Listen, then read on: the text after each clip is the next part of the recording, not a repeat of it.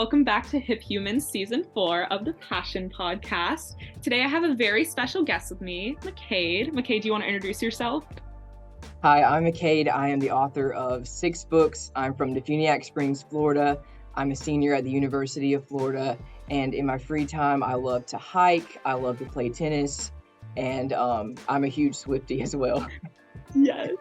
You can see we got Taylor Swift in the back in my childhood room. So that's why we're not in our normal set today, you guys, but got a lot of, Taylor Swift love back there.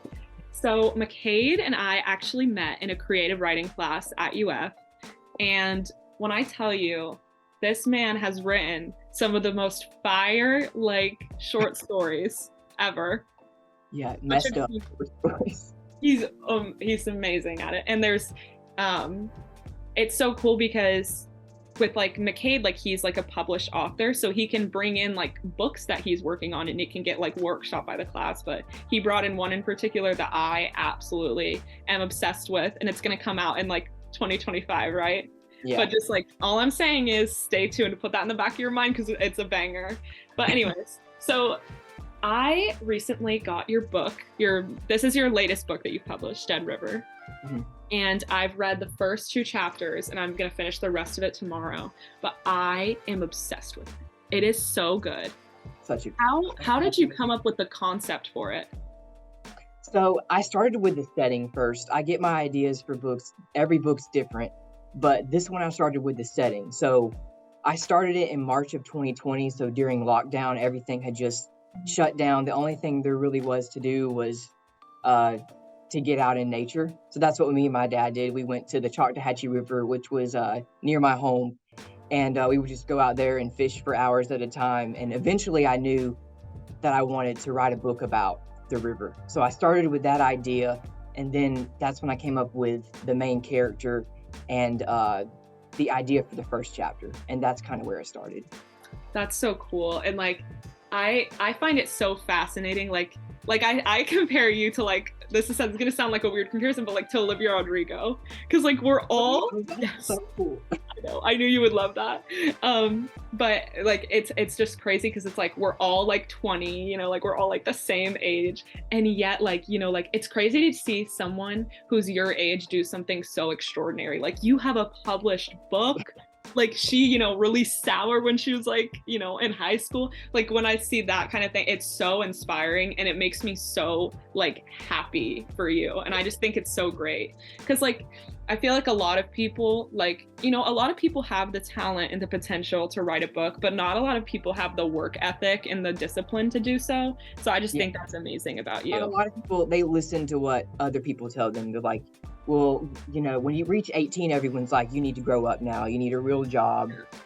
As a kid, everyone's dream big and all that stuff. But then when you hit 18, they're you need to be realistic. I think that causes a lot of people to stop with their passion or put their passions on hold for a long, long time. Because a lot of my favorite authors, they're older and they didn't get their first book deal till they were 50, and they're incredible. Yeah. And me, I'm good about blocking out what other people say or listening to them and then taking it with a grain of salt and just doing it anyway. I'm just very stubborn like that. So that's awesome. Maybe that's what separates me when Olivia Rodrigo and stuff from other people is willing to do it. I don't know. Yeah, I agree. I love it. Okay, Mccaid, where do you draw your inspiration as far as finding the will and the need to be dedicated and to ignore what people say? Because it is human. Everybody cares what people say, but how do you separate that from how do you stay focused on your task? Well, that's really complicated. So it's really hard to block out what other people think about you. But what I try to do is get off social media when I'm writing a book and because then I'll start comparing myself to other people and seeing what other authors are writing or posting. They got this book deal, their book's being made into a movie, and all of that success that they have. I'm happy for them, but it makes me feel bad. Oh God, they're out here killing it, and I'm over here I feel nothing. I feel really under accomplished, and it's easy for me to my imposter syndrome to kick in and tell myself I'm not good. But usually when I'm writing a book, all those voices go away because I'm blocking out social media and I'm reading more than ever. So that's really the only way that I can block out everyone else, if that makes sense. No, yeah, I totally get that. And the thing that like I find is so cool about like this whole thing is like it's really easy. You can like write like a blog post and like publish it on the internet very easily. Like, like I've done that. Like, but like to get like a book, like a physical, like, tangible book, like there's so much that goes into it. And I was just thinking about like who did your cover? Like how did you come up with the concept for the cover? Like the fonts that you use, like there's so much that goes into it. That's a How great much question. are you a part of that process, or is that more like the publishing? I am part of the process. So since this book is an indie book, since it's self-published, I get to control a lot more of it versus than if I had an agent or a publishing company. Um, but what happens with the cover is I found this company online called demonza.com, and they make incredible covers. And what you do is you go in there and you tell them everything you want to see on the cover, and send them like similar looking covers or what you think you want the cover to look like, and they'll give you 2 drafts of that cover within 14 days, and then you pick the one that you like. And you can tell them, I really like this one, can we change the color here, can we move the alligator over here a little bit, can we make my name like a little smaller, it's distracting, Yeah. any of that. But for Dead River, I knew I wanted a boy in a boat, a John boat, like Here, I'll hold it up for reference. particularly in the center. I knew I wanted cypress trees, so all of those are like cypress trees. Yeah. And then I told them it may be like a lake, because Yeah. the river has like offshoots of lakes and Yeah. all kinds of like streams and creeks and stuff. So I was like, maybe a lake, and I wanted it to look like ominous, like foreboding in a way. Yeah. And the other thing I told them is I wanted a gator, and that's it. That's all I said, and they came up with that. They're phenomenal. That's insane. Because I feel like everyone, did this in middle school where they like, try to write a book or like you actually successfully did it. But I definitely had many horrible books that are just like, pages stapled together. But the thing that always like, I'm the least artistic person in the world. So I was always like, oh my God, like I don't even understand how people like make covers and like stuff like that. Neither. Like I can envision what I want it to look like, but the thought of like actually making it, no way. Yeah. I don't know how they do it. They're really talented. That's so incredible. And like honestly, the cover of the book is so important. It like is. Yeah, I they still know, don't judge a book by its cover, but we all do. and I do every day. I went to the bookstore yesterday and I was like, this looks pretty, that looks pretty, that looks pretty. You know what I mean? So Yeah. that's just so important. And you definitely have a winning cover, because I am so excited to read it based on this. And our friend Lou, who we will interview at a later date, also has like, I love her covers. So And I think cool. this is the old cover, but she has a new cover out too. It's so cute. It makes all the difference in the world. It does. It really does. And it really captures the feeling and the mood of the book too. A good yeah. cover will do that. And Dead River really does that. No, yeah. And so like when did you first realize in your life that you wanted to write? Or like what's the first thing you ever wrote? So I started writing when I was 7 in first grade. My teacher, she would put these prompts on the board, and we would journal every single day for like 10 minutes. Mhm. And that's when I really developed a love for the craft, because I was like filling the pages with words, and it was probably utter nonsense looking back, but it just made me feel really cool that I was taking up so much room writing all the time. And it just made me feel so proud of myself. Yeah. And I felt like it was like therapy for me, like it still is. Yeah. And that's when it started, was in first grade. And then ever since then, I started writing like short stories. And when I was 11, I wrote my first book. That's awesome. What was it called? The Forgotten Headline. It was the very first book I published. Yeah, I published it when I was 14. It took like 3 years to get it published. Wait, that's so cool. What's the publishing like process like? So self-publishing is different, but my very first book took the longest because I had no idea what to do. Mm-hmm. And one day there was this local author coming into Funiac Springs where I live. She was going to be at the public library, and she was going to be telling people about how to publish a book. And so me and my parents went to it. We were the only ones that showed up, which meant she could give like all her attention to That's me and awesome. all my questions I had. And my mom, she kept a notebook and she wrote down stuff as she That's was so talking. sweet. They were trying to help me as much as they could, and we found. She told us about two publishing companies, IngramSpark.com and KDP.com, and then you just upload your file, you upload your cover and all that, and then they publish it for you. So it's a really easy process. Wow. What's difficult is getting that cover, getting it edited, getting it formatted. All of that was difficult, but she connected me with different people. Yeah. And like I got this book via Amazon. How do you get it like on Amazon from that? KDP is like owned by Amazon, I think. So Oh, it's cool. yeah, it automatically when you hit publish within 24 hours, it'll be on Amazon. Yeah, it's really cool. That's insane. Yeah, but KDP, I use two. People are like, why do you use two? I use two because KDP's paperbacks and ebook, that's the ones I use for that company. They don't do hardcover, and I love hardcover. That hardcover is Ingram Spark. Oh, So, cool. and they also, within like a week or something, that one will appear on Amazon. Since it's not owned by Amazon, it takes a little longer, but Yeah, they both link. that's so cool. I like the first thing that I thought of when I got like this in the mail was like how does it feel to be you to see like your name on something, like, you know what I mean? Like if I saw my name on like a book in like somewhere people could like buy or like consume that, like, because like I'm sure people have ordered this book like that you obviously that you don't even know, and it's like crazy that they like perceive this book and know who you are. Like, how do you deal with that? Is that a mind warper?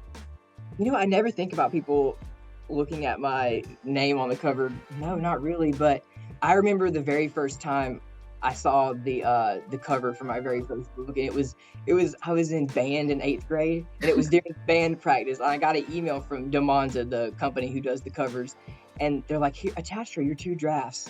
And I like looked, and I'm like, "Oh my God!" That was like, it blew my expectations out of the water. But the very first thing you see is your name. And Yeah. that's where my mind went. And I'm like, oh my God, it's so satisfying. It's like the best Oh, feeling in the world. yes. 'Cause There's I nothing never like, thought about seeing my name on the cover. Like I thought about what was on the cover and the title. yeah. I always think about the title. What's the title going to look like on the cover? But Mhm. not my name, but seeing it. Yeah. I wanted to cry. It was so cool. Aw. So like you throughout your whole like pretty much adolescence was like trying to, publish. Yes, definitely. And not to use like Taylor Swift, but she was like my role model, and she's been my role model forever. But she started at a young age too, like at 14. And I Definitely. published my first book when I was 14. So that's when I got started too. And so it's just like really cool. The parallels between both of us is cool. Oh my But God. no, I was so driven. Like you could tell when you watch her documentary and you listen to her interviews, that she wanted it from a very young age. Like from like a young age, she was writing songs. She had That a was me. I was writing stories like at 7, and I've yeah. wanted it since then. Like I've always wanted to be an author since I was like 7. I think it's like because obviously like we're both huge Swifties. So like I totally get what the documentary, I totally get what you're referencing. I've seen those too. And the thing that's crazy about it too is like, but when she was going through school, like she was not like, people didn't like her. Like they were like, they thought it was weird.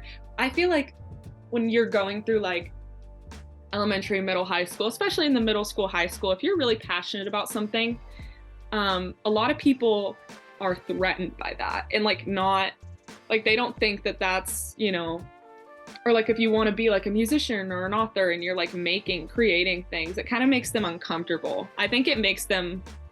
Did you There's so experience many that? people. In a way, yes. I didn't really talk about it before I was published because I knew people were going to be like, "Oh, that's just a pipe dream. You're never going to do it. Grow up." But so I didn't tell, like, even adults. I didn't tell. My parents knew, my grandparents knew. That was about it. Some of my teachers knew, and that was really everyone. But I knew a lot of kids in school who had dreams, like they wanted to be a singer when they grew up, or they wanted to be an actress when they grew up, and I thought that was always so cool. But when they said that, they were like bullied and teased for it, and it's really sad. So that's why I didn't really talk about it. But when the book came out, no, then people were talking about it. It's like, Yeah. then you prove them wrong, then you show them you can actually do it. That's Oh how yeah. I'm not going to talk about it until I actually do it. What did a lot of people like at your, I've always wondered this, like, did a lot of people at your like high school or whatever, were they like reading the book? Were they like It talking? was really big when I was in 8th grade. That's when the first book came out, and it like made the local news. I was interviewed by the gosh, what do you call it?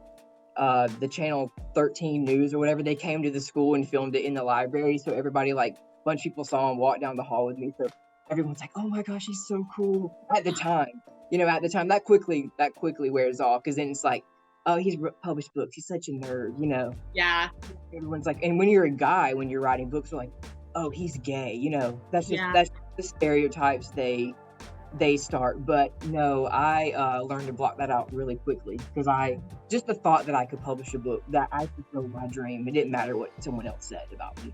But That's yeah, so for as many people that were like, "That is so cool. I'm gonna go buy your book off Amazon," they were like, "I don't like him." There was like this one girl, she told one of my friends, she's like, "I've heard the book sucks," and she hadn't even read it. I was like, it was out for like 3 days. I'm like, okay, it's this little middle school drama.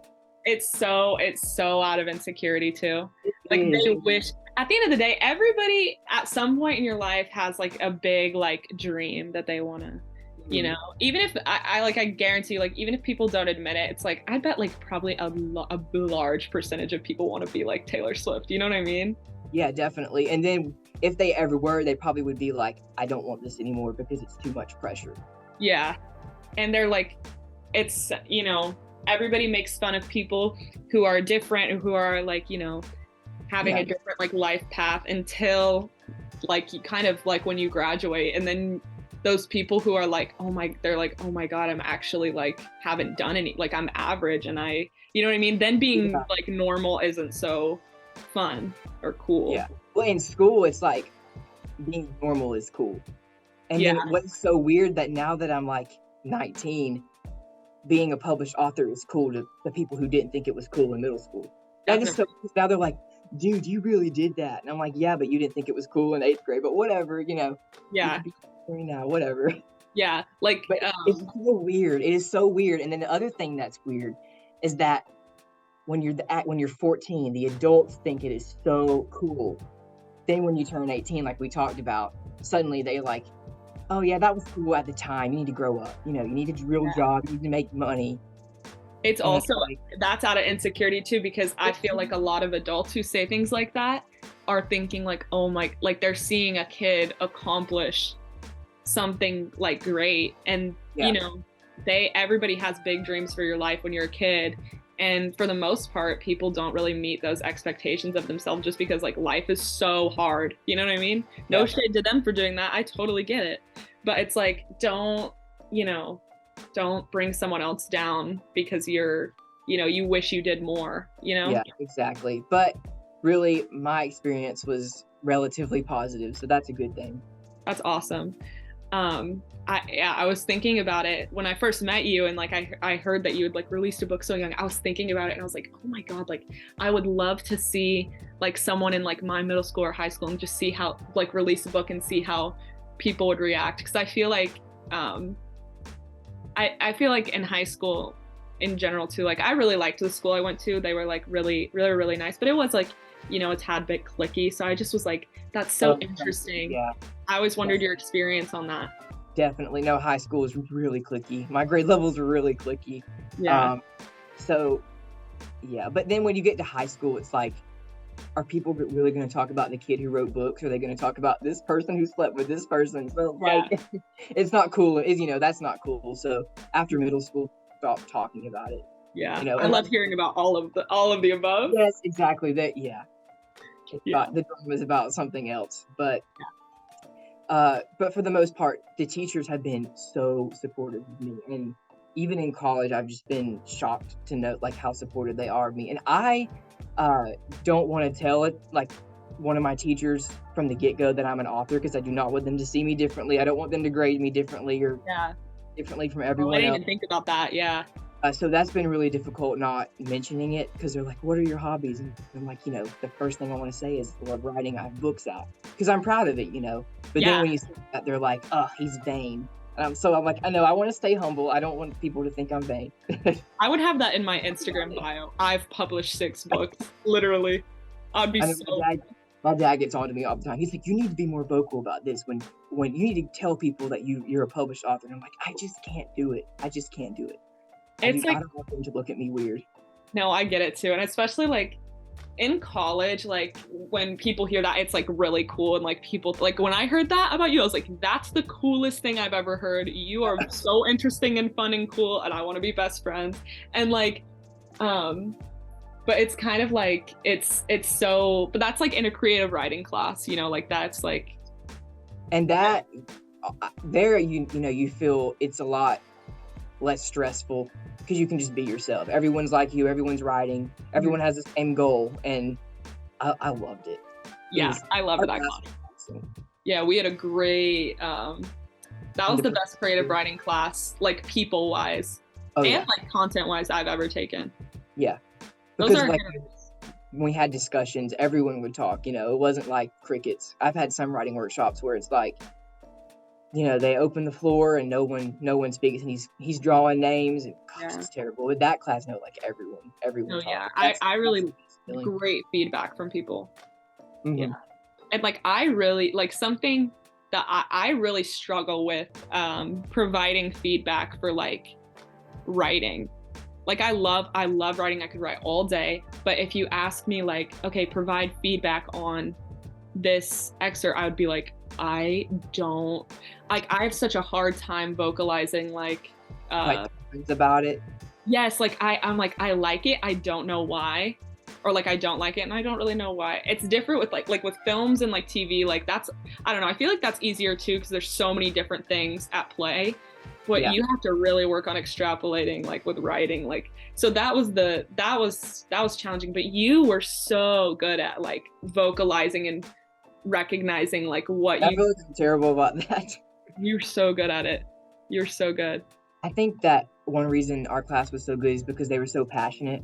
They really believed what they were saying. And other classes, it's like they just had the checklist. They're like, oh, I said this. Yeah, or just for credit. Like they didn't really seem like they cared much. They're just saying what the teacher wants to hear. But our class, no, they literally cared about helping us grow as writers. Yeah. And too, I think it's really important, like, if you're watching this and you are into writing, because obviously this podcast is talking about, you know, writing, just make sure if you're doing like a workshop or whatever in college, I mean, I guess you kind of have no control over this, but like the environment and the people that are in there make all the difference. Like I've been in workshops where like, the people some of them were mean. You know what I mean? Like there's people in there that are either mean or like, I don't know. They just tear apart your story and like, that's not going to help anyone. Just to do it too, just to be contrarian. There's a thing between, you know, being constructive and just being a dick. So yeah. And it shows in your writing too. Like if you're in a class where like everyone's like just constantly coming down on you, your writing's gonna, I mean, my writing was so bad in the class that I was having trouble in. But like it's so much like the environment and the people you surround yourself with really do influence your writing. Yeah, definitely. What was the first book that you read that made you realize that like writing could be beautiful? Does that make sense? That writing could maybe be my thing, or like not even in that sense, but like I remember reading like I went from reading like, you know, like Magic Tree House and like you know, like little all that stuff. Yeah, like those types of books, and I was like, oh, I really liked them. But then I read Harry Potter and I was like, this is like a whole different, like I didn't know writing could be this way. It's so descriptive. What was your like aha moment? Like what book? So there were 3 books that changed everything for me, and the first one was Gone Girl by Gillian Flynn. The second one was All the Missing Girls by Megan Miranda. It's a thriller told backwards, and I remember thinking to myself, like, you can tell a story this way. The structure was just really, really cool. And then another one that was a game changer for me was Because of Winn-Dixie by Kate DiCamillo. It is one of the best books I've ever read in my life. Oh my god, that sounds good. It's like it's a kid's book, really. Yeah, I've heard of it. Yeah, if you read it as a kid and you appreciate it, and I loved it as a kid. but I read it when I turned 18 for the first time again, and it's like you get new things out of it. That book is like one of those books that's for everyone. It's Yeah. like not just for kids. I hate that we like say this book's only for adults or this book's only for kids or this book's only for teens. I hate when we say that because then Yeah. we're blocking out other voices and other people. Yeah. Because really, art should be for everyone, not Yeah. just a certain group of people. Yeah. I agree.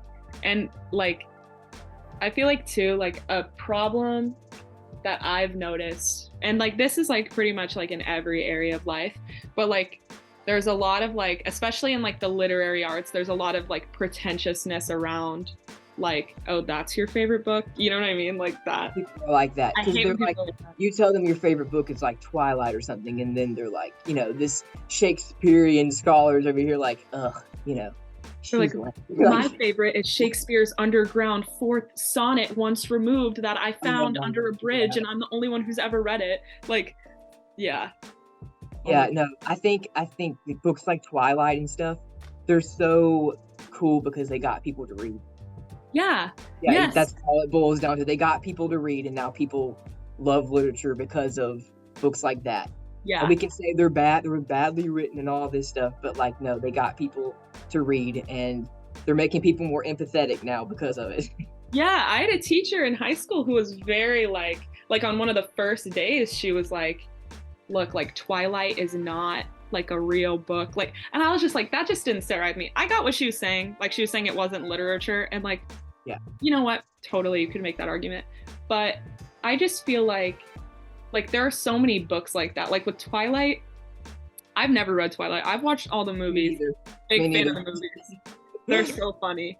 But like I can totally I agree. It's like, it's bad. But I think that I remember being like when Twilight came out, it was kind of like we were relatively young. We were like in elementary school. And so, but I remember like my parents, well, not my dad was like not reading it, but like my mom and her friends and my grandma, like everybody would show up to the movie premieres and everyone would wait in line to get the next book. And were you team Edward or team Jacob? It sparked such a big conversation. And Yeah, there's so little people can agree on, especially these days. There's so little that people can truly agree on because there's just so much, there's a lot going on. There's a lot of factors involved. Everyone's going to have a different opinion. But there are certain things like that where it's like everyone can get behind a dumb vampire love story. You know what I mean? And yeah. like, the And guy, sometimes when your life is falling apart and stuff, like not to be dramatic, or like during COVID, you want something fun or campy or yeah, even what you would call bad, just to distract you. And yeah, that's what people need is a distraction. I So agree. Yeah, I agree. And I think that it's so counterproductive to shame people for like that being for their what they like. That is so stupid. yeah. I just I never liked it when my teacher said that. Um, what's your favorite like genre for you to write? I know you mentioned thrillers a lot. Is that your favorite? That is my favorite. Yeah. And my next book coming out in 2024, it's a contemporary. So it's like Oh, very wow. different. But I love writing thrillers. That's probably still my favorite. You're really good There's at it. something so fun about like writing plot twists and trying to make it unpredictable, and I just love it. And putting like cliffhangers at the end of chapters to keep people reading, and Yeah. I don't know, there's just something so fun about writing a thriller. Yeah. And before we started recording, we talked a lot about a shared book that we both love, Where the Crawdads Sing. Yeah. And if you haven't read that book, you need to pause this, go read it, and then come back because it's so good. Don't watch the movie though, it'll disappoint you. But Yeah, stream Carolina by Taylor Swift. that's right. That's right. And I think I love Where the Crawdads Sing so much because it's a combination of genre. It's not just necessarily a thriller, it's also a contemporary, it's a coming of age story. And Love usually story. my favorite books are like a combination of genres. So it Yeah. makes sense why I love that one. And if you love Where the Crawdads Sing, you will love this book. Like Yeah, it's similar. yeah. And I'm fascinated by like thrillers. I don't know if I have it in me to write a thriller because I feel like the amount of like thread counting that you have to do and like manipulating like this situation and then to make it all unpredictable. Hmm. to read is how do you deal with that process? What's your like process? Do you like have a board? Like how do you do that? I wish I had a board. That would be so cool. No, I put everything in the notes app on my phone, and Yes. and I have like different files. One's Dead River, one's the book I'm working on right now called Allegation, and I just go to that different folder, and there's like 200 notes in them, and it's all my thoughts, all my twists, and everything, Mhm. all kinds of stuff. And usually that's where I'll like map out and sort out the twists and how this connects, or set up and payoff, or what I need to hint at in this chapter, or who I need to introduce in this chapter, and all Yeah. that stuff. Very That's complicated. that's really cool. Because I feel like everybody, like I know a lot of people, obviously, because we've taken so many creative writing classes in college, but like, I know a lot of aspiring writers or aspiring screenwriters or whatever. And it's um some people, I would say probably most people have a really hard time with the logistics side of that, like all of that kind of stuff. Because like they have like an idea that they're really passionate about. And most of the time it's like a great idea. But like what really separates people who are gonna like, finish it and or like people who are comfortable with that process. Because it's a really, I truly believe if you try hard enough, you can totally do it. But if you don't, it's not just talent. Like it also takes like it's very I feel like that part of the process is like very it's fun to go through because you're like mapping out your brain pretty much, Mhm. but it's also like a lot of people get discouraged by the amount of work that entails. And what people don't realize is that it doesn't all come to you at once. Like Yeah. you might have the idea for a really good first chapter, but then you're like, oh my God, what comes next? And then you just have to like sit there, stare at a wall, and think about everything that could happen. Yeah. That's what's fun about a thriller, because it's really just bouncing ideas off the wall, like, oh, I could do this. Oh, this one's better. And then you like, along you come up with better and better ideas, That's throwing out old ones for the thing. Yeah, that's really cool. I like that's the most impressive thing to me with like any kind of thrillers and television, or like I'm like almost done with Breaking Bad. I know I'm so late to the game, but I've like seen season one. It's so good. it's so like, but then you watch it and you're like, did you think that the whole time when you were first writing it? Like I think that that's so fascinating that people Yeah. can do And that. I everyone's think that's the process most is impressive form of writing, really, Yeah, thriller. and everyone's process is different. I know authors who they write by the seat of their pants. Like they don't know what's going to happen that day when they sit down at their computer. They just think of something and it comes to them as they're writing. I'm a little bit different. Mine's not completely like I outline everything. Like I definitely know how the book is going to end. Mhm. I know the end result, but I don't know how everything's going to connect. So I'll have like key beats of the story, like 15 key scenes that I want to write or that I'm really excited to write about, but I don't know how the heck those are going to connect. Mhm. So some days you sit down and you're at that key scene and you're like, ooh, I've been waiting to write this. And it just comes out naturally. And then you get to a part where you're like, oh my God, this is the middle part where I don't know how this connects. And it's just, then you're like ready to like throw your computer against the wall, and finally it'll come. But it Yeah. takes many walks, a lot of Yeah. coffee. Yes. Just for like even in high school when I would have to like write out videos or like treatments or whatever, walks were a big thing for me. Yeah, Walks are they incredible. really with writer's block. Yes. That's writer's block is just, how do you, first of all, I want to ask, how do you deal with writer's block? Do you get writer's block a lot? I do, but it doesn't last as long as it did when I was like 11. Yeah. Um, now I can like go for a walk, like a 30-minute walk, or a long drive, and just think about it, think it through, and then something will come to me. Even like sometimes when I'm in the shower, like laying in bed at night, like the idea will just pop into my head involuntary, and I'm like, ooh, and I'm racing over for my phone to like write it down. Those Yeah, are the best moments because definitely. you can't explain how they happen. It Yeah. just happens. Yeah. So it's really cool part of the process. Yeah. And not to bring her up again, but Taylor Swift has said that that's how a lot of her songs are. She does the same stuff. Yeah, she says she can be like riding in a cab or something, or in the middle of the night, and she'll just get an idea for like a sound, and she'll record it on her phone. I'm like, yeah, that is so relatable. I would love to have access to her notes app. Oh Oh, my God. me Her too. voice memos. But yeah, what like what's been the most like challenging, like either scene or part of it? Because you have 6 published books. And I'm sure you have like a plethora of things in the works, short stories. Like, what's been the hardest for you to write? I find that short stories are the easiest for some reason. I really can't explain to you why. They're just very fast paced. My short stories are typically really fast paced, and I can write them very, very fast. Where a novel, sometimes one chapter can take me a week to write. It might be 3,000 words, but like it takes me a long time. Yeah. Usually scenes between a character having a conversation with another character. Yeah.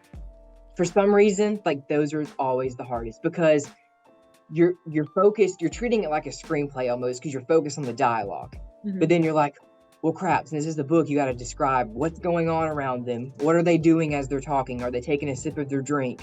Are they rocking forward in their chair? Yeah. And then you have to like pay attention to what's also going on around them. Yeah. And because you're trying not to make it boring, because if you have too much dialogue, people would just get bored and want to get to the action. And so like I just wrote a scene like that, and it took me forever to write, but I decided to like have a storm be happening outside. And so like the lightning and the thunder would be like distracting them. They would lose their train of thought. It just made the scene a lot more interesting. Yeah. Because it added some like conflict and tension. Yeah. And it gives like a sense of like, realism. Yes. To And it. the book I'm writing right now, it's very different than Dead River. It's more of a mystery, kind of like a psychological thriller than a fast-paced. Is this like, Allegation? Yeah. And this is the one I read, right? Yeah, the first few chapters. Yeah. It's mainly just people in a room, and they're just talking. And you probably think that sounds really boring. No, it's so good. You're trying to find a way not to make it boring, because when you write a book that's 100,000 words, there's only so many times you can say, he leaned forward in his chair, my heart beat fast. I don't know. Yeah. I could feel my heartbeat in my yeah. There's only so many different dialogue tags you can write before it starts to get old and repetitive. That's like that's really challenging, of like avoiding being cliche or like using cliches. At least for me, I really how do you navigate that? How to avoid cliches? Or like, do you avoid cliches? Like how do you know that like it's an appropriate moment to use like a cliche idea or whatever? I have beta readers for that, and they're the ones who point out the cliche. And they're like, this is the cliche, and I'll beta readers? Yes, so they're people who read the book before it comes out to give you feedback on like the plot, the characters. They find grammar mistakes, they find plot holes, all that stuff. And I try to have like at least 5. That's cool. Do you just send it like people that like you're like? Yeah, some are former teachers that I have. Several friends. Friends are difficult because they're really biased and they won't tell you the whole truth. I try to find like people from our writing class. I'm going to start sending out stuff to them if they're willing, like to give me feedback, because they're not as subjective. Yeah, I mean, I would love to read your story, but I'll just be like, this is fire, I love it. I would give no helpful insight, but I just want to be included. I love it. Yeah, and beta reading is difficult if you know the person, because you're trying not to hurt their feelings, but you need to be honest. Like you need to be like, this isn't working. This is shit. Like you need to be really honest. Yeah, that's something I think, and we've talked about this on the podcast several times, because I have a lot of people on here who are creatives and who are creating things, and we talk a lot about how like your ego is very much attached to everything that you create, whether you want it to or not. And so I think that's really difficult to hear. How do you deal with like constructive criticism? Was there ever a point in your life where you weren't so good at taking it? Like, I feel like I'm better now at taking constructive criticism, because when I was really young, I was really quick to defend myself and try to make excuses. And now I'm like, don't make excuses. It's terrible. You need to fix it. Yeah. I will say though, it's still not great. There are some books that I write that I'm like they're really personal to me. Like the one that's coming out next year is the most personal thing I've ever written. It's a contemporary. It's not a thriller, so it was a new lane for me. and no one's ever given me feedback on a contemporary book before. So Yeah. of course, when they did, it was like all the constructive criticism. It was very difficult to Yeah. navigate all that and not get so weighed down in it. But what you have to do is just take a break from it for like a week, even longer, come back, reread what they said, and then you're like, okay, I see what they mean. Yeah. Because when you first get their feedback, you're so close to the book that you can't see it. You can't see what needs to change. Yeah. But then when you step away, it's much easier to realize that they're right. And most times my beta readers are right. So that's just something I've had to listen to and grow from that through the years. I find that so like that's such a hard that for me that like in my experience writing and being in those classes like I like on one hand really like I love and appreciate the feedback, but on the other hand like I just by nature I'm a very sensitive person, and so like it's especially like I'm not someone who's good at like writing about something that I don't relate to. Like if I'm writing about something, it's something that happened to me or you know Exactly. Yeah. you know what I mean. So like that especially too, that is so hard hearing feedback on that. Like I remember I took a creative writing class like last year. It was like one of the lower level ones, and like the teacher in the beginning told us not to do this. She's like, please don't write a story about your life that's like happened to you because you will And get don't your feelings insert yourself into the story as the main character. They always say that, yeah. And I literally did that. I did the exact thing that they told me not to do. I wrote a story from my perspective about something that happened to me and presented it as fiction. And it was such a bad idea because people were like, it was actually funny. Like once I got past the hump, like when I was hearing it was funny. But like I was like, okay, you shouldn't really do that because people like will raise their hand and be like, I find this main character to be like really insecure. And I'm like, they're like, or even worse, they're like, the main character was so insufferable. And you're like, and I'm like, or like, or like, you know, like that doesn't seem like a realistic person. I'm like, oh, great. What does that say about me? And it just makes you so, but like, I feel like you're saying like your book that's coming out next year, you said it's something that's really personal to you. So this is the most you've infused yourself into something you've written. yes. And honestly, it really is it almost is a self-insert in a way, but my beta readers didn't say anything about it. So hopefully it's okay. It's based on stuff that happened to me when I was in 5th grade, events that happened in my life, but it's disguised as fiction. Yes. So oh, I'm so excited to hear it is ultimately fiction because a lot of the dialogue is stuff that I can't remember what people said at that time, but I can remember what happened. And so you write the book based on what happened. But yeah. Can you give like a little synopsis of what the book is about or no? So it's about this 11-year-old boy who lives with his grandparents on a farm, and he's just about to start middle school. He's really worried for it though, because like everyone made fun of his Southern accent as a kid. And so he's really insecure about it. He knows his life's about to change by going to middle school. But what is even worse is that the very first day of middle school, his parents adopt a 7-year-old into their home, and they don't tell him until the boy gets there. So it like disrupts his entire world. And it was really fun to write. I wrote it in 2 months. Like I've never written something that fast. I love that premise. Yeah. It's a very simple story. Like I don't think this is something that traditional publishers would want to sell or anything. It's like really indie. It's a very quiet story, but it's a lot like Because of Winn-Dixie. Very similar to Because of Winn-Dixie. That's so cool.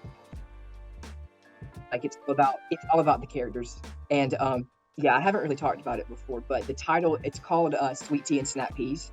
So oh my god, I love that. The title. Oh my god. I'm a Southern lady myself. I like my whole like, mom's side of the family has like thick country accents. Yeah. And so like when I first heard your accent in class, that was I told everyone in my apartment, I was like, I'm so jealous of your voice. I love your accent so much. Weird because I am so insecure about my accent. Like sometimes I like hate it about myself because like going to Gainesville, I thought, people were going to be like me, and then you go there and no one has a Southern accent. They all sound from the North, and then you talk and they're like, and you're like, oh God, I sound stupid. No, I love your voice. I just said that. Me and Ella, who's our friend who's also in the creative writing class, like instantly we're like, you have the coolest, best. I just love Southern accents in general. I just think it's so cool. But then again, like, people are just like, for some reason don't like when people are different for the most part. It's so annoying. That's what the whole book's about, really. It's about Yeah. being comfortable with who you are. Mhm. And there's a lot of themes and lessons in it, but it's really funny, which is something that I don't typically write. But it's also really, really sad. So Oh, I'm so excited to read it. I'm so excited. When does it come out? it'll be out next year. I think maybe around July is what I'm planning. Okay, so like a year from now, kind of. Yeah. That's so exciting. How do you like when you release a book? How do you go about like do you? Because I know like when you talk about home. Let me start over that question. That was really weird. So, you're in your next book that you're talking about, the one that comes out in a year. You're talking about it being a lot infused with like who you are. Mm-hmm. Does that make you nervous that like people in real life reading it? Does that give you anxiety?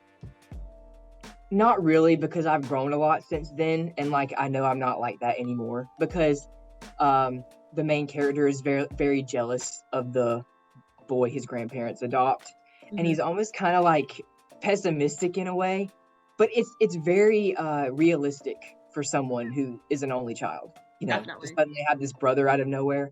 And but yeah, I definitely look back and realize that was wrong that I did that, but it was realistic. You got to go through it. Yeah. Exactly. Yeah, you have to go through it. And so, Totally. if people are like, oh, he's really jealous, I'm like, yeah, he is. Yeah, I he don't care. was. Yeah. I don't even think about it in that way, but I think about like because like I think about like certain events in my life where I'm like, oh, that would make a really good, like I would love to write about that. But like obviously like you're from a small town, right? Mhm. I'm Yeah. from like a like a smallish town in the sense where like people like talk and so I'm just like that's a big fear of mine, is like releasing. It's like it's not even like what people will think, just the fact that they know you in an intimate way, does Well, that. when you read someone's book, it is very weird, because it's like you're stepping inside their mind. And like my very, very first book, it was called The Forgotten Headline. When my mom read it for the first time, she's like, "This is so you. Like I can just hear you reading. Like it just sounds like you." That's And so over time, I feel like as I grow, that my voice changes, and it's harder, and I take on the voice of the main character, and it's no longer me in a way. Yeah. So it definitely changes as you get older and you grow. But Sweet Tea and Snap Peas, that his voice is so similar to mine, because it technically is a lot like me. Yeah, that's a great title too. I was thinking about this the other day when I got your book, because Dead River is such a fire title. Like Oh, that is a good title. And like Lou's book, I fell in love with Hope. It's such a good title. And even in creative writing classes, when I had to title my short stories, I was like sweating bullets. I was like, I'm just, I think you're a naturally good title giver, and Lou is too. I'm not. How do you go about titling something? It just depends on the book, because Dead River, it was always Dead River. Like even before I started writing the first chapter, I knew it was going to be called Dead River. Yeah.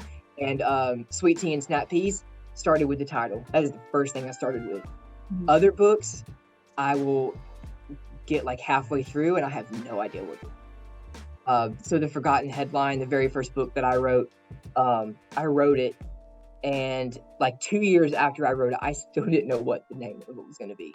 And finally one day it just came to me. So So it cool. just really depends on the book. That always, like, that was probably one of the most stressful things about being in, like, even like I did like poetry, creative writing, even titling those, I was like, oh my god, because somehow Poetry's the worst. Yeah. oh my god, it's so awful. And I'm bad with short stories. Like I have no idea what I want to call those. Yeah, short stories. Usually I have to do with a short story or even a book. If I don't know what I want to call it, I'll read back through it and find a phrase or a few words that I really like, and then I think every single story that I wrote in the class we had together, I got the feedback when I got the papers back. They were like, "Change your title, change your title, please," because I just literally, it's so hard. It's so hard. Like, that's why I want to know, like, Taylor Swift, like, does she come up with her titles first and then write the album around the title? Like, I'm really interested in that. But I know everyone's process is different. Yeah, and the title honestly is like we were talking about the cover. It's like it's so important. Yeah, It's so definitely. important, and it's so like you could have a beautifully written book and then an ugly title and a bad cover, and you're like screwed. No one's gonna read it. Yeah, that's why I think I feel better about my covers because I have more control. I don't know how it works when you're a traditionally published author. I've heard some authors say they don't have any say over what is on their cover, which I think is really terrible. Um, but for me, I can say this is what I want to see. I want this, and I want it to match the mood of the Yeah, story. So if they give me something that I don't like, I can, get them to redo it. for sure. Um, how has like coming to Gainesville influenced you as a writer and like your writing schedule and all of that? So I usually wrote in the mornings when I lived at home, but when I moved to Gainesville, I would try to write at night, which was very different for me. And I also started writing in public. Like I wrote with Lou one time in public. It was the very first time I'd ever like gone to a coffee shop and written. I've always written in complete silence at home because Yeah. I always thought, if I write in public, I'm going to get so distracted. Yeah. It was great, honestly. Like it really was. I was really productive. So Yeah. I'm I going to keep doing it. I love writing in public too, because you can like look around, like you can kind of people watch, because a lot of a book isn't like the main. It's like filling in the gaps, like who does he see, who does he. So it's like that's super helpful. I will say if I'm like I could never, like Ella was like, "Do you want to go write with me?" I'm like, "Girl, I will go with you if you're down to hang out." I'm not. I will not. Yes, There's no way yes. I can. Like if I'm with someone, I'm talking. Like I can't not. And it was funny writing with Lou. I don't know if she's gonna watch this. Oh well. But when I I love went to write with her, she's so into like in the zone. She it. doesn't talk. She's like just and she puts on her headphones. And meanwhile, I'm like if I get stuck, like I kind of want to talk. Yeah. Or like when I get there, I kind of want to talk, at first. But no, Yeah. she's so into it, which I respect. That is so That's cool. so cool. I get Lou is really insane, easily. bro. The fact that she is Yeah. so good. Yeah, she's awesome. And then I went with one of my other friends named Ethan, and we went to a coffee shop and wrote. And it was really fun writing with him because we talked for just hours before we wrote. And Yeah. that's typically how I like Yeah. want. Same. I like, oh my gosh. Talking's just so fun. It is.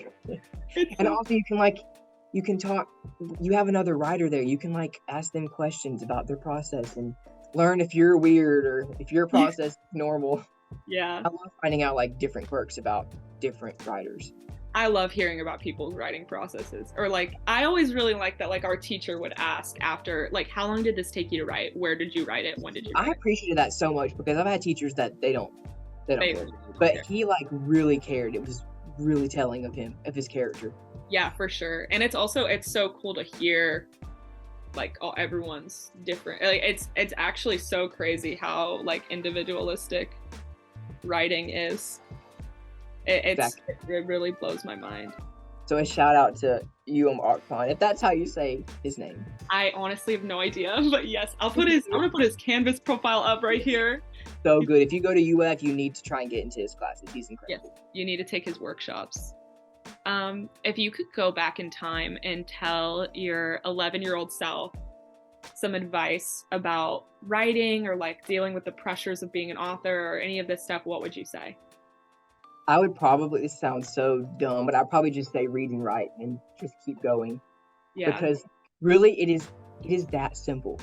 People make it so complicated. They're like, well, I don't have enough time, or they find all these excuses. Really, if you just read and you write and you just block out everything else, you're going to eventually have a book one day. what's the And biggest that's, thing you learned about yourself through it? oh gosh. Sometimes I'm not very patient and I will rush I will rush the process when it doesn't need to be rushed, Mhm. because I will get so excited and I want people to know that I'm working on this book. I want other people to see the cover or Yeah. watch this book trailer I have that's really cool. But no, you have to wait 5 months before you can share it with people. Oh, That is so difficult for me. And not telling people the title and stuff. That's always difficult. But now I'm like, you know what? If I tell them the title, we can build up hype right now. Like yeah. Yes. start now. But yeah, back then I was really impatient. I was trying to write a book really fast. I wasn't giving it time to I don't even know the word for it. But I would rush the ending especially. And a thriller, when you rush the ending, it is terrible. You don't need to do that. Because Definitely. that's like the biggest part of the story with all the twists and the climax and all that stuff. And now I still have that problem. Like I'm trying to rush it after about the 75% mark. Mhm. And I just have to remind myself to slow down, let it come naturally. Yeah. That's really good. That's good advice too for people who are like, I know a lot of people watching this are probably wanting to, you know, be authors or write, or like you take writing classes at Gainesville and you're watching this. Just, you know, trust the process. And, you know, I Yes. And personally, don't put it off to the last yeah, minute. that's what I did. Yeah. Yeah, don't put it off because then you're gonna rush it and it might be great or it might be terrible. Like Most of the time it shows. yes, it does. Yeah. Yeah, for sure. Um, have you ever, I was wondering this too about like both you and Lou, but I'll ask her too on her podcast. Have you ever been like recognized in public or like met like a fan at like a meet and greet of like someone that you didn't know before? And it's like, what did that like, what? I have before and it is so cool. The other day at a restaurant actually, two people came up to me and told me they love my book and I'm like, how do you even know who I am? Like it is just so cool. And she's like, I'm an English teacher and I'm from Freeport and she's like, I'm halfway through your book and I just want to say that you're so talented and I just really respect you. And I'm like, that is so sweet. It's like the best feeling. Yeah, I'll have people sometimes come up to me, they want to take a picture and I'm like, what? Like, because my imposter syndrome is terrible. So I'm like convincing myself that I'm terrible like a lot. So when Yeah. people do that, it really makes me feel better about myself. Yeah. Oh my God, that's so cool. Yeah. Like, I think that just is such a testament too to like how good you are as a writer, because with like, you know, like if you're acting in a TV show and someone sees you on the street, it's so easy to identify. But when you're reading a book, do you know how much you have to love the book to like look and To see know who who the author is, Yes. exactly. Yeah. Like you're a true, like there's so many books that I even like love and I couldn't tell you who wrote them, much less what they look like. You know what I mean? But like there's certain books, like the books that I love, I could tell you everything about. So that is so cool. And there's probably people who you like walk past every day or interact with that read your book and like, you know what I mean? That's cool to think. I don't know. I I hope so. I I bet mean, that's true. That's it so was cool. another thing that was really good, like a confidence booster for me. But I worked at an elementary school when I was a senior in high school as like Mhm. a Title I tutor, and I worked with this one small group, and they read my book, and they were so excited to read it, and they were so excited to meet me because they'd heard of me before. That was so cool, and they Yeah. got to read like we got to read a chapter like every day or whatever, Yeah. and it was so cool. Like because usually I end my chapters on like a cliffhanger or a plot twist, and so we would end, and they're like, "No, Mr. Paul, I want to read more," and I'm like, "Oh, this is the best feeling." Yeah. It's so cool, and because they think you're cool at that age, you know, give them a few years, they're not gonna think you're cool anymore, but it's really cool. And like they're comfortable with admitting that they think that you're cool. Yeah, because they don't know any different. People haven't told them that it's not cool, you know. It's not cool to be excited about things. Yes, to be passionate about something. Yeah. Or to like support people who are, yeah, I totally get that. So you've published 6 books. What's been do they, for you, like your favorite, or like you think the one that's the best? Is it like each time you publish one, you're like, that's better than the last? Or do you have a favorite? I think so. I think because I wrote a 4-part series, and as I grew, those books really grew with me. Because I wrote the first one when I was 14, the next one when I was 15, the next one when I was 16. So I was growing as a writer, and the books kept getting better and better, in my opinion. And I think the last book in that series is the best one. But for everything I've written, I'm really proud of Dead River. But I think the next one, Sweet Tea and Snap Peas, is my favorite thing I've ever Yeah. done.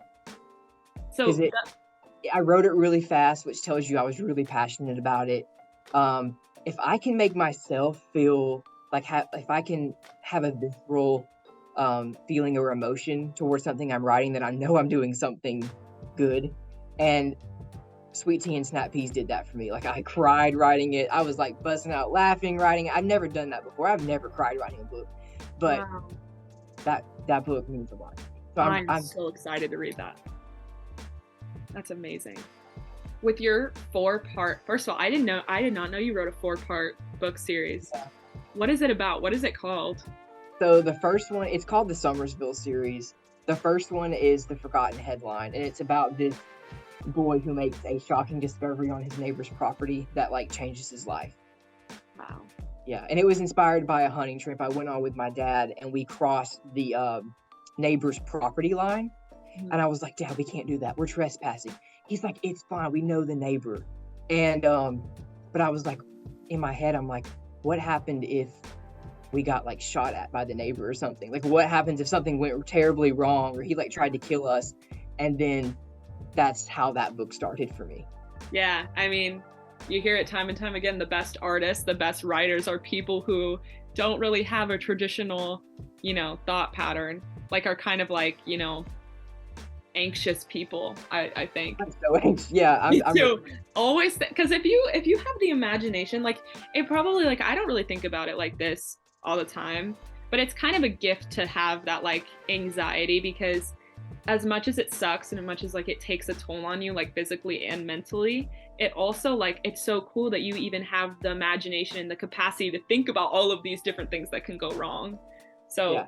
yeah, I think that it's so important, like especially with like writing and like especially I feel like writing thrillers must be very therapeutic in that sense.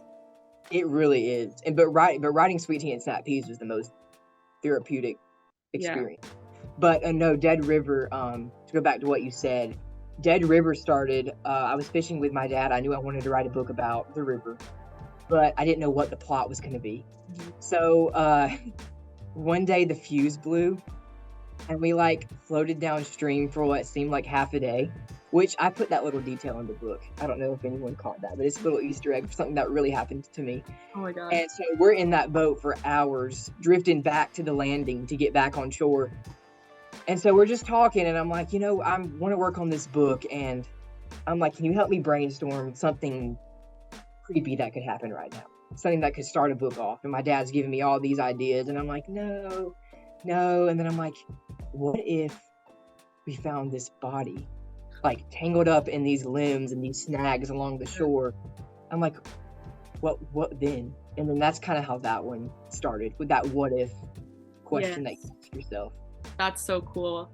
It's almost like if that fuse never blew, who knows if you'd ever. Exactly. Like I might have gotten it, but it might have been a year later. It might have been a long time then. And the butterfly effect, every small change changes everything. That's and I wrote that one I started writing that one at a good time when everything shut down.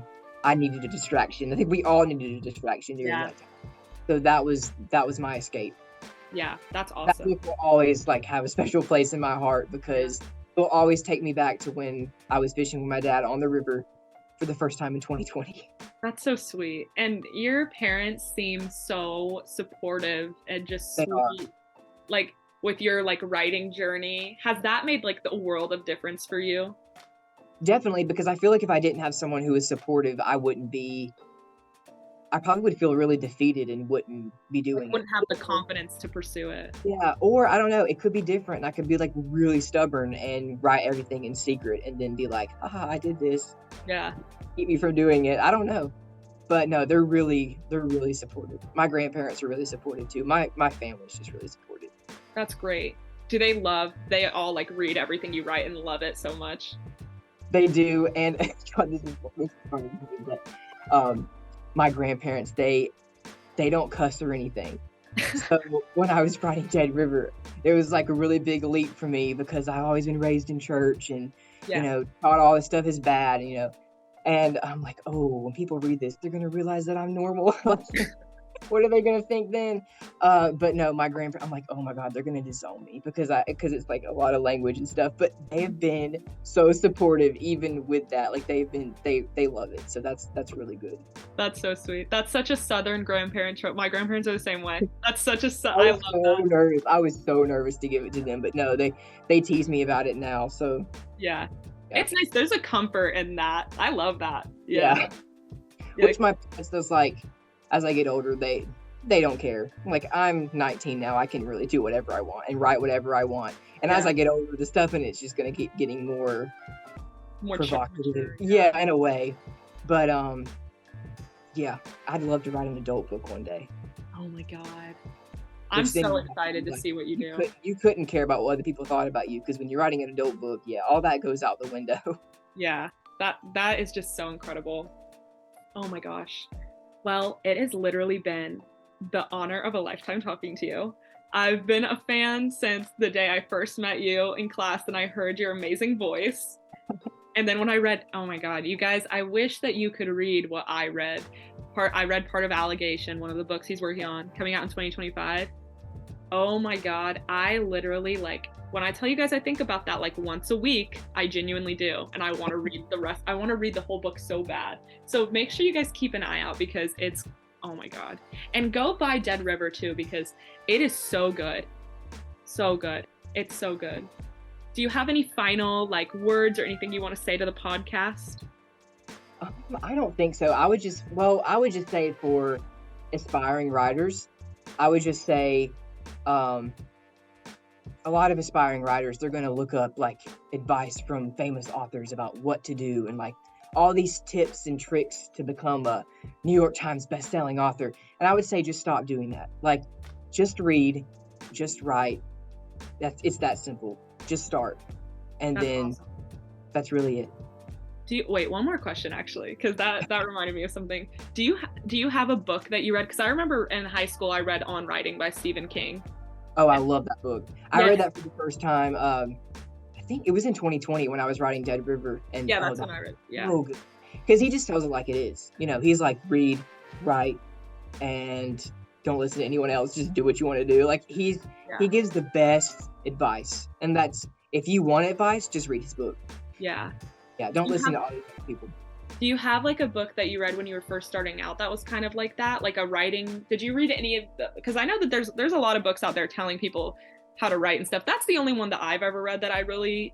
Really, to be honest, that's one of the only ones I've ever read too. I read another one for another creative writing workshop that you were required to read as part of the class, and I just really disagree with everything that man said, because he was basically saying this is right, this is wrong. If you do this, you're going to be lame, and I'm like, no, don't tell people that. That's subjective. That's just his opinion.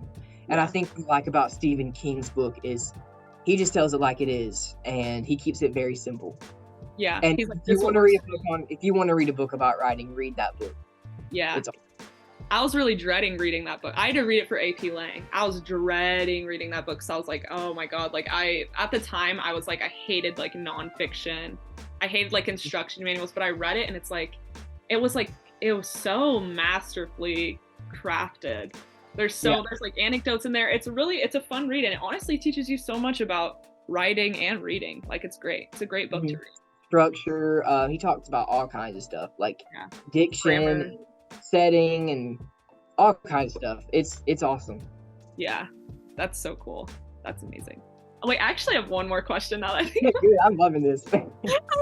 Oh my gosh, the more like I just have so much. I have so many questions for you. If you had to pick one, what's your favorite element of like figurative language, like, you know, like, or like not just figurative language, but like of a story in general, like structure, setting, you know, figurative language, all those kinds. I know what you mean. Yeah. I think my favorite is atmosphere. That's cool. Yeah, I've been told Dead River's really atmospheric. And one of my favorite authors is Gillian French. She wrote The Lies They Tell, Sugaring Off is her latest. She writes masterful, like atmospheric stories. And atmosphere really plays a really big part of all her books, and it's really, really important when writing a thriller. Yeah, Yeah, I agree. The thriller, we were just talking before the interview, a thriller we've both read is The Woman in the Window. And I feel like that one, like the way that they set up her like house and the Oh, vibe and yeah. everything, The I was creep, like, it's kind of creepy. Like you didn't want her to go upstairs. You're like, oh yeah, god, I was not vibing with her home. I was like, girl, you're gonna get murdered. Like, but yeah, I thought that yeah. was, Even like she couldn't go. She doesn't go outside because she has the phobia of yeah. leaving the house. And even the outside had this ominous kind of like atmosphere to it It did too. not feel like a fun town to be in. No, Felt no, very dark and yeah, I mean, obviously the things she was seeing outside her window were crazy and like, yeah, yeah.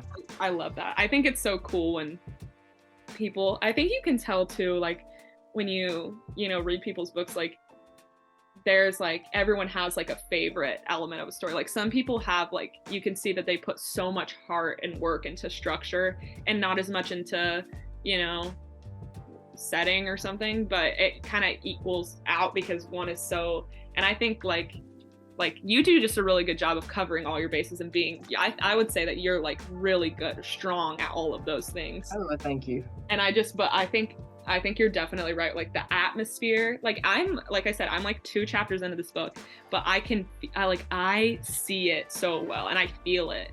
Like Hmm. it's very visceral. Like this, yeah, I would, That's what I was hoping yeah. people would feel about it.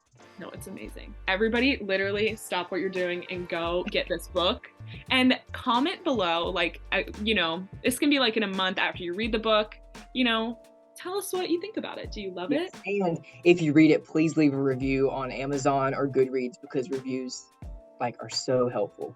I'll go do that actually right after this interview. I need to go read Awesome. it. Yes. Well, it's been so good talking to you. I miss you. I hope to see you soon. I know. I know. When I'm in Gainesville again, we're gonna have to hang out. No, yeah, for sure. Wait, I actually I need to ask you this. What, Okay. this is like a bonus question. What Taylor Swift era are you in right now? Ooh, probably folklore. I love that. Same. Yep. I feel like Dead River is kind of like folklorish, the nature element, kind of Yes. the summer It feel. gives like Evermore, like No Body, No Crime. Yes, a lot like that too. And but I feel like the allegation book that I was writing is Reputation vibes all the way.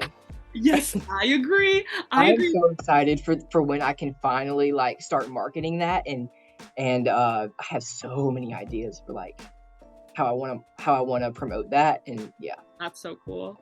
I feel like snap peas and sweet tea and snap peas. Hmm. I feel like the way you've described it, it gives me like fearless. Yeah, yeah, very yeah, it is. Yeah, I love that.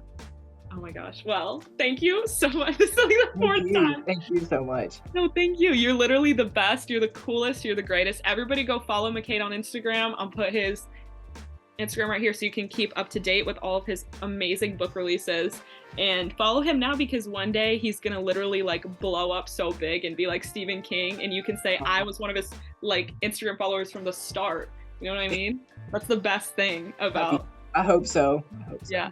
No, you definitely will. Well, thank you so much for talking to me. Thank you so much. Yes, It was thank so you. fun. Oh my gosh, yes. Well, good luck writing your book. Send me updates on how you're doing, how your book's I doing. will. Yes. All right. Thank you so much. All right. All Bye, right. podcast. Bye.